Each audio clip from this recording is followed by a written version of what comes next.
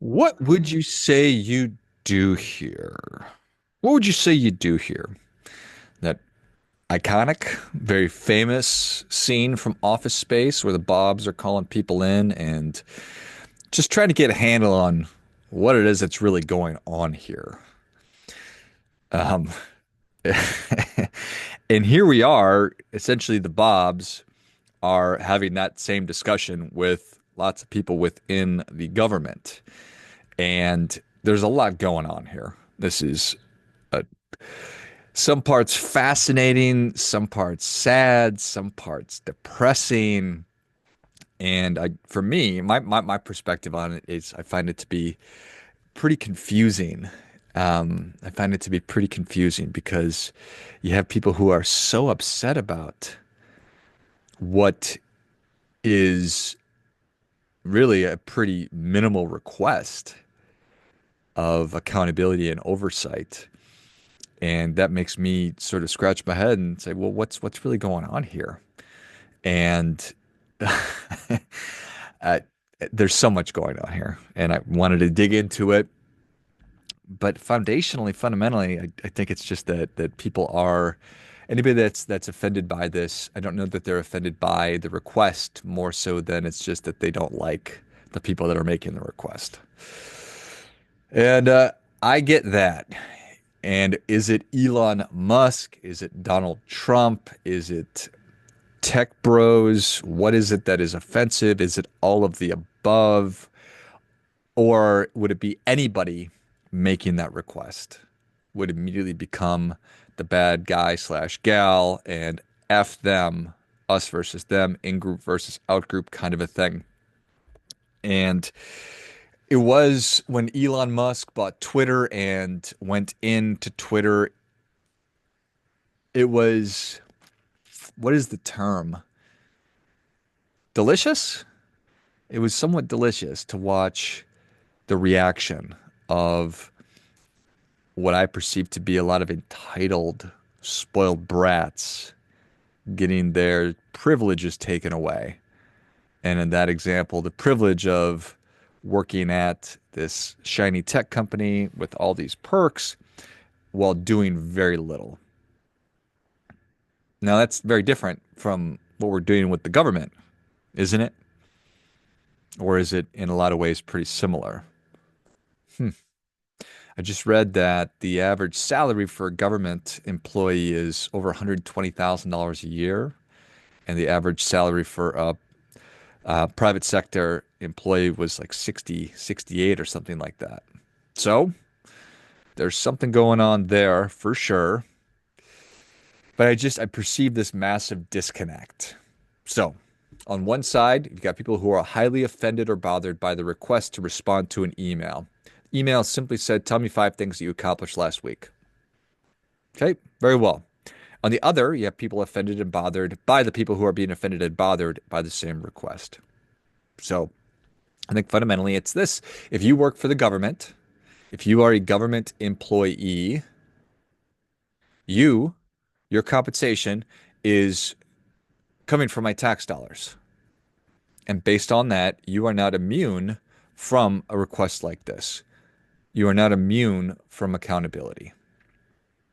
Now, my heart goes out because, and this is tricky, because that's obviously been absent for a while, if it was ever present at all. And when I say absent, I mean accountability, oversight, checking your work, managing you, having some kind of an employee-employer relationship, making sure that you're actually doing the job that you were hired to do. And that just begs so many different questions also, doesn't it? So, if you were doing what it is you've been doing, and now all of a sudden you're asked to do something different, I could see where that's frustrating. I don't like to be told what to do at all, which is why I don't work for the government, which is why I'm not an employee of an organization. Okay?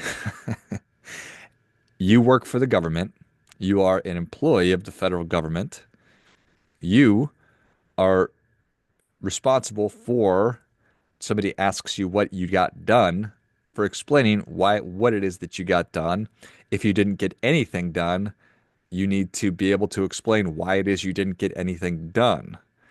I think this is about the most obvious thing in the world, and it sounds really stupid coming out of my mouth. But that you get feathers ruffled, that doesn't mean that it's not okay to do that.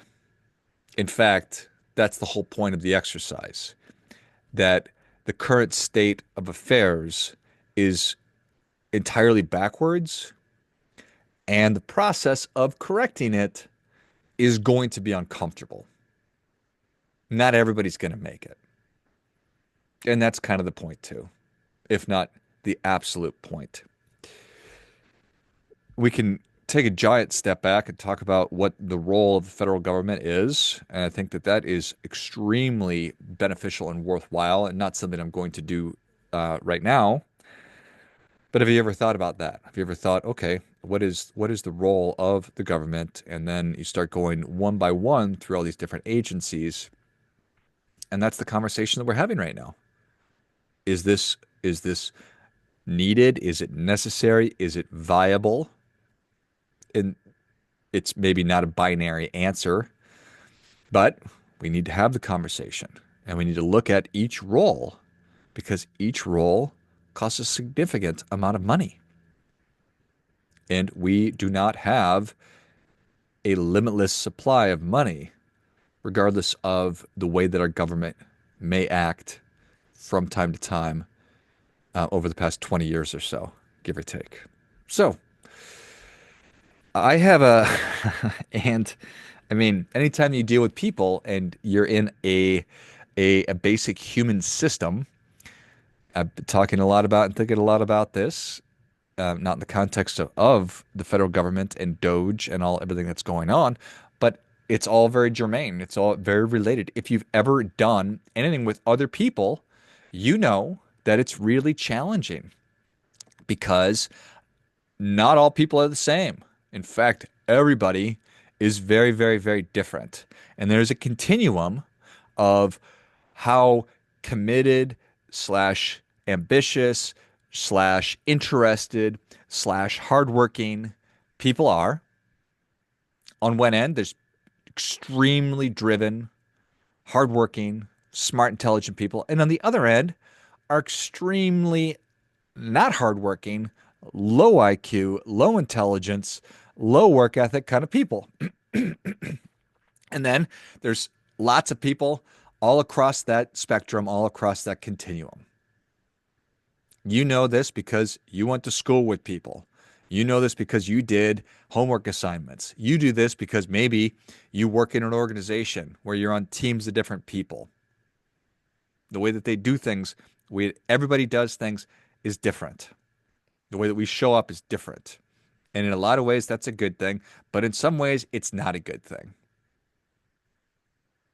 And we have accountability measures, and we check and we manage people and we help them to either select into a situation or select out of a situation.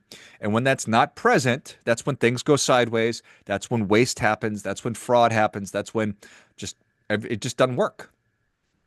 So I had the wonderful experience of being in a fraternity during college.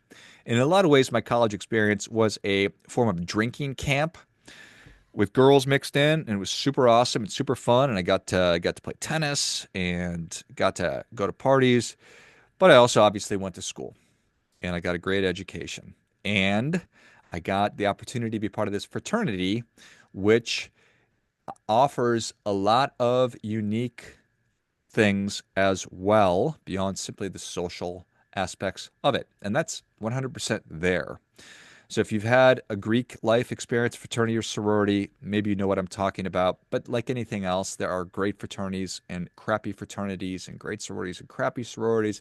There's great Greek systems and lousy Greek systems. And like everything else in life, you will get out what you put into it. My fraternity experience was extremely, extremely beneficial, particularly as I get more space from it. Looking back, the opportunity to run an organization, that had a budget. And you had the opportunity and the necessity to recruit new members, to train new members, to manage new members, to do philanthropic work, to throw parties, to be able to experience conflict and resolve that conflict, to be able to work through problems, to make plans, to interface with grown-ups and younger adults and older adults and all these things. So it was very valuable. I learned an immense amount. Getting your ideas across, being listened to when you're not being listened to, what you can do, and all of these things. Accepting leadership and responsibility and conducting yourself in a way. So there's so many different positive things. And in a lot of ways, it's just like what I've been talking about. It's a human system. One of the things I learned, or rather, one of the things that in going through the new member orientation process, they go through all these what are called literary exercises, little thought exercises. And one of them, and I've talked about this on the show before, was called Let George Do It. And just kind of serendipitous that it was called that. But I want to read it to you. It's not that long, and I think it's very germane to what we're talking about. My name is George. I'm an all-around handyman, and I'd like you to feel free to use my service for any and all chores, errands, duties, which you may be too busy to perform. Anytime there's anything that needs doing, and you'd rather not, you just let George do it. I'll write to your congressman for you. I'll write your newspaper editor. I'll serve on the chapter committee in your place. I'll do anything you're too tired to do or too preoccupied to do. With me around, you can be as lazy as you like or just have fun. The more the merrier, I always say. My services are available to you for all the tedious, time-consuming things which you'd rather duck doing. You haven't time to do your pledge assignments? Let George do it. You haven't time for a service project? I have. You don't want to accept commitment or committee assignments and extra responsibilities? You let old George tend to those things. Maybe I'm not as famous as Castro, but if it hadn't been for me, you'd never have heard of him. And that goes for Stalin and Hitler and Mao Zedong too. I love those guys. The big-time racketeers in the United States, you name them. Without me, those guys would be nothing. Why do I want to run errands for you? When I'm the guy who runs all these big wheels, why do I want to run errands for you? You don't see? I get a kick out of electing presidents and student bodies and school boards. I'm all these things you used to do before you took up chasing dollars and not being concerned over your organizations or your responsibilities. Don't feel like you're imposing. I'm glad to be of service. Helping you, I'm really helping myself. How do you think I was able to take over and run a third of the world already? Because nobody else wanted to bother. They say, let George do it. So I did it. Now I'm taking over in lots of cities and counties, and I figure it's just a matter of time until I take over in this chapter too. I want to thank you for making it possible. Remember now, if there's ever any way in which I can be of help, I'm at your service. You just have fun and don't worry about a thing. I'll do your worrying too. I'll bill you later. It's apathy. Apathy is the killer of organizations. Organizations big and small. It's the killer of your family unit. It's the killer of your neighborhood. It's the killer of your community. It's the killer of your alumni association. It's the killer of your company. And it is the killer of the federal government and the United States of America, potentially. Too much? Too extreme? I don't think so. Apathy is a lack of interest, enthusiasm, or motivation.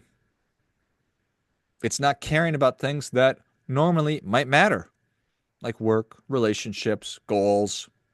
Somebody who's apathetic might feel emotionally numb or indifferent, as if nothing really matters. It can be temporary, like feeling unmotivated, or it can be a sign of something deeper, like burnout or depression.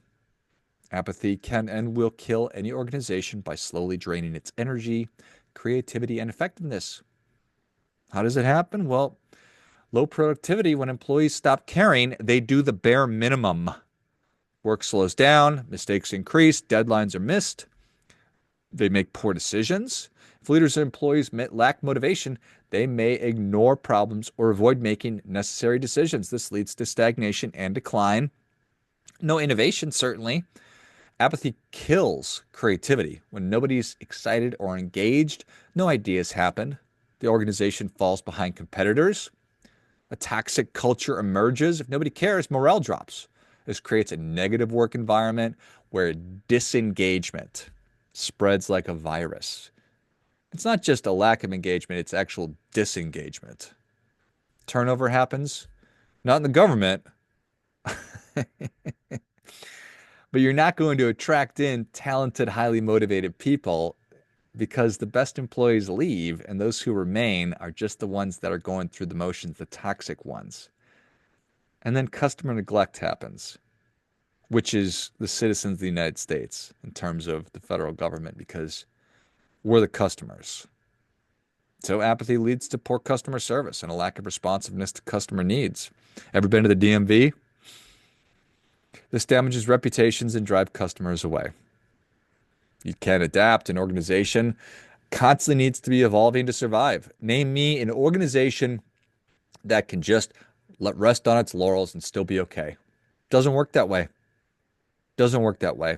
You look at so many major institutions in the United States that fall victim to apathy. It's pretty easy.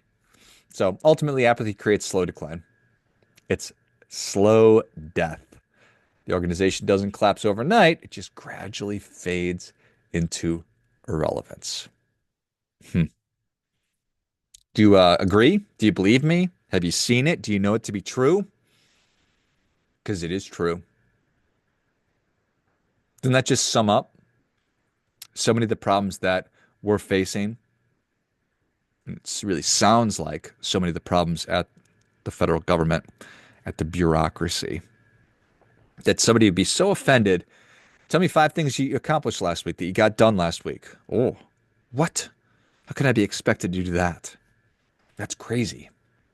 This is something I know a good amount about. Not being apathetic, but witnessing apathy.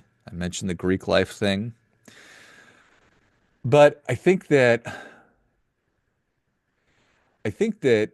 accountability is never a problem for people who are getting things done. I did a lot of things last week, which I did. Not have an easy time rattling them off. Sit down, pounding on my keyboard for a minute, hitting send, and I'm off doing the things I'm supposed to be doing. Empathy, or rather, certainly, accountability is not a problem for people working hard, for people who are doing their best. It's a big problem and a big inconvenience for people who are not doing those things and would like to continue not doing those things. How dare you ask me to tell you what I'm doing or not doing for that matter? So when I hear that there's so many different problems, I'm guessing it's probably a selection problem, meaning you hired the wrong person. Meaning also that, so it was a problem, a bad selection decision by the organization, but also a poor selection decision by the individual. If you go into an environment where you're not going to be successful, it's not going to work out. It's not going to work out for you. It's not going to work out for the organization. It's going to be an unhappy thing. And that's the value of accountability. So I spent a good chunk of time recruiting, developing, and managing people interested in either making a career as a financial advisor or moving, and I was attempting to recruit existing financial advisors over to my firm. And so selection is critical. And it's really critical for people who are considering coming into the profession because it's an entrepreneurial endeavor.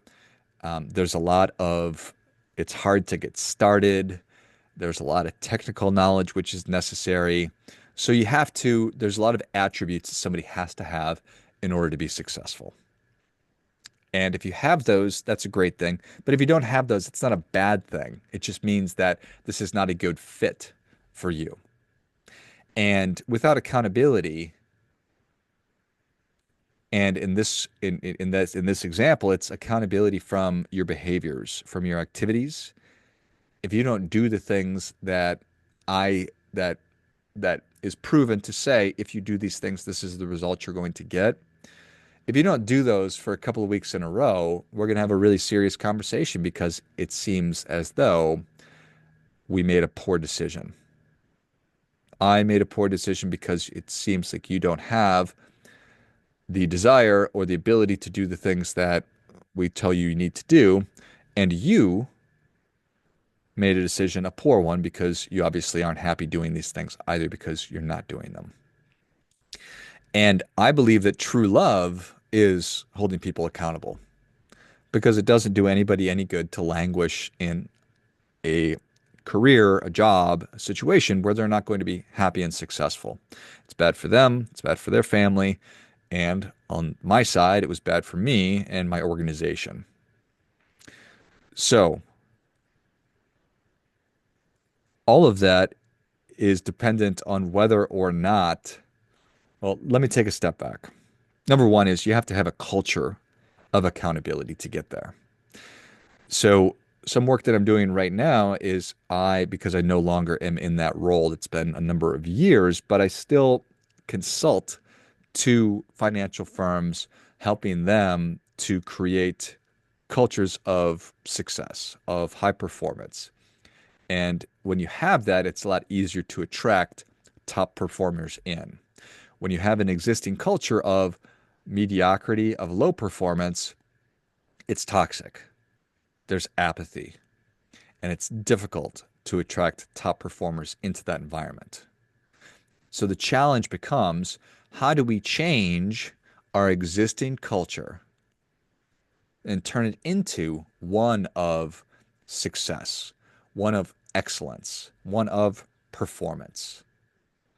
And that's really what we're witnessing in real time right now is how, and is it even possible to right this ship? Is it really possible to do with the federal government what Elon Musk did with Twitter, now X, where they had thousands of employees, thousands and thousands, and he cut the employment pool by, or the employee population by like 80% or something like that. Massive cuts. And everybody said, oh, there's no way. The company's going to go out of business. Well, fast forward to where we are today, it's the number one social media app. It's the most downloaded app. It's thriving. There's just no two ways about it. So is it possible to do that with the government? I don't know, but that's what we're striving for. And do you think that that would be a good thing or a bad thing? I think it would be a good thing. Why wouldn't you want any organization, particularly the federal government, one that is funded by our tax dollars, to be one of excellence, to be a high performing organization, to attract top talent, not just people who are interested in collecting a paycheck? And I'm not saying that everybody within the government is interested in that, but clearly there are plenty of people who are simply interested in doing that. Or there's plenty of people who maybe aren't even working. They don't even see the email because they don't check their email. They're just collecting a paycheck. And that's certainly a problem too. And if you don't think that that's a problem, I have a problem with that. I'm confused by that.